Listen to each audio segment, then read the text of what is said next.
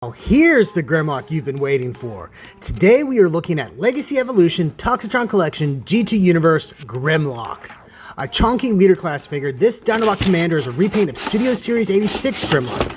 A figure I never got, so it's cool to finally get to mess with this guy. And man, one of the first things you notice on this guy is his vibrant color scheme. Gone is his usual silvers, golds, and reds, replaced with goldenrod yellow, metallic teal, and magenta. Plus, his head is now a bright, shiny silver.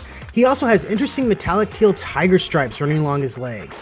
All of these come from a piece of concept art for an unproduced color scheme for Grimlock way back in Generation 2. At the time though, Hasbro opted to go with something more tame.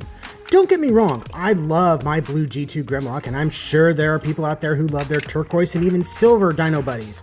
But there is something just so unapologetically 90s about this color scheme that I can't help but be charmed by. I'm so glad Hasbro made this a reality. It's really weird, but I love it. This guy is also freaking huge. He's almost the same size as the old Masterpiece toy, and you know what? I think it's just about as articulated as that figure too.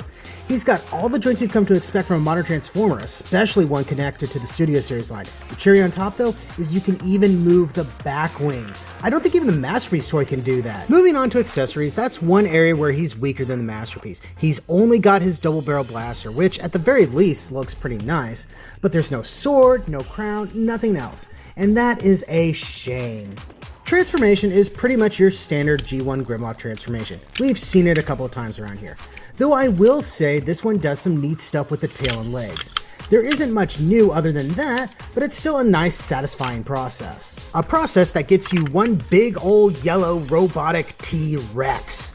This thing looks amazing. It'd be nice if the Dino chest had a few more detailed paint apps on there, but it still looks great, and those metallic teal stripes on the tail are a really nice touch. And he's no slouch in the posability department either. Articulation-wise, you can move his arms and legs around. You can even position things to give him a nice, more accurate stance, complete with digigrade legs.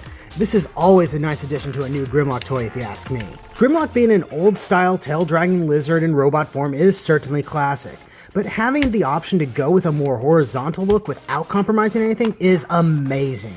I think the only bit of articulation I wish it had were some wrist swivels or moving claws on the Dino Mode arms, but that seems like a minor complaint. Moving on, the blaster can be stored away on his back, but it doesn't look very good there, so I just set it aside. It'd be nice if there was a better way to mount it, but it is what it is.